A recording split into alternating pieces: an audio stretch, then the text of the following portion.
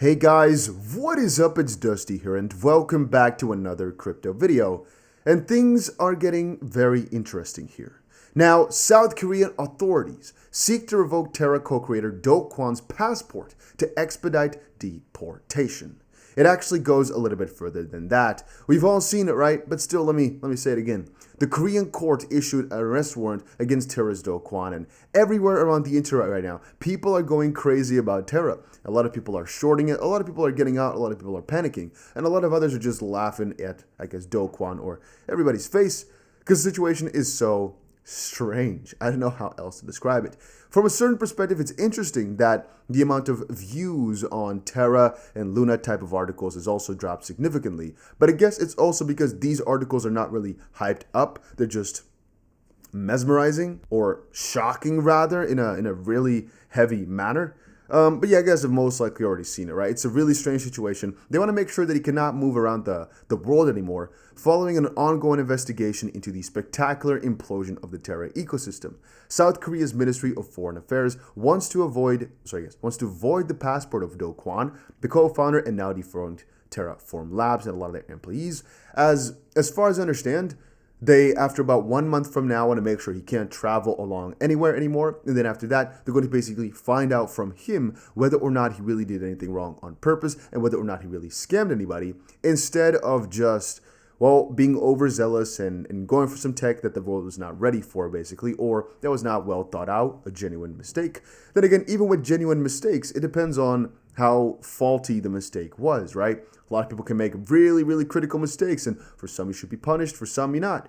You know, it really depends on all the details. And as of this point, we don't really know many details because Do Kwon has not really brought them to light. You know, he still has yet to do that, and South Korea is now taking a couple of different steps to make sure that he actually has to come back and explain exactly what went wrong, which I don't think is really a bad deal, right? If he didn't do anything wrong, he'll most likely get away with everything.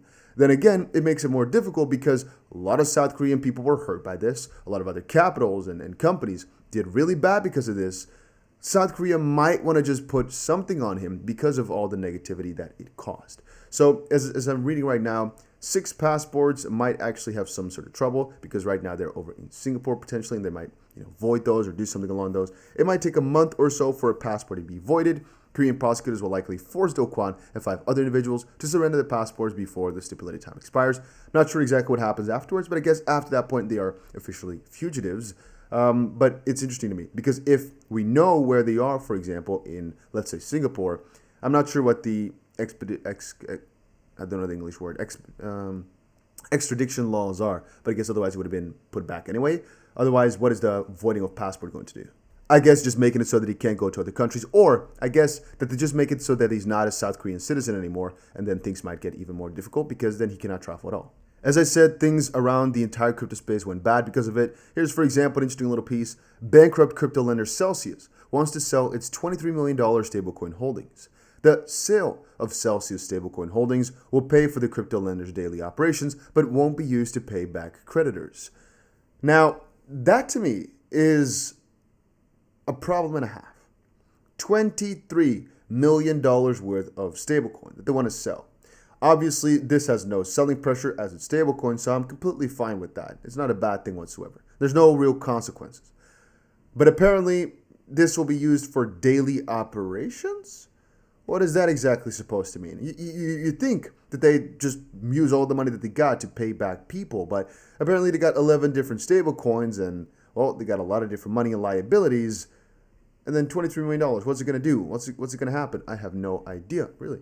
But as far as I understand, they just want to make sure that they can continue on with daily operations without court or creditor oversight, and then pay their creditors back, all the investors and whatnot, in a sort of separate legal process, which I'm not sure how they're going to do that or how exactly it's going to work, but we'll have to see. Obviously, the entire USD stablecoin, I'm kind of wondering how that is going to go, if they're still holding that one, or at least a little bit, in terms of selling pressure, UST over on Terra. That's something for a different day, as I don't know. The sell price is definitely not doing good either, as people are not really excited about this whole project anymore. But yeah, it's an interesting situation that I wanted to just quickly give a little update on. And then, as you guys probably know, over in the US, things are also getting more and more serious as, well, they're looking into how these things are going wrong, what should be changed. And we've seen it over with the new documents from the White House, for example, that they're thinking of policy. They're thinking of exactly how to make sure that the mistakes that have happened don't happen yet again, and to make sure that there's some sort of ruling over it from one central authority, which again could be the CFTC, could be the SEC. We'll kind of have to see how that flows over the next couple of months. They both have their separate areas. They kind of overlap right now, but that might change as well over the next couple of months as they define themselves a little bit better in the space. But yeah, to me, things are getting very, very juicy, very, very interesting. Just wanted to give you guys a quick little update on the Terra situation, the Celsius situation. Things are so strange with that. Again, I can't help you guys with anything more except for just reading. Here's a little article, as I said just now, about the SEC CFTC situation. The SEC chair Gensler says he supports CFTC having oversight over Bitcoin and Ether, the quote-unquote properly regulated crypto in his mind. It's going to be interesting to see how other cryptos are going to be decided for, and by what party, by what rules, as obviously the security test that they've got, it just doesn't work for crypto. But I guess, guys, we shall see. That was it for right now. Hopefully you guys all enjoyed it, and I'll see you guys again in another crypto video later today.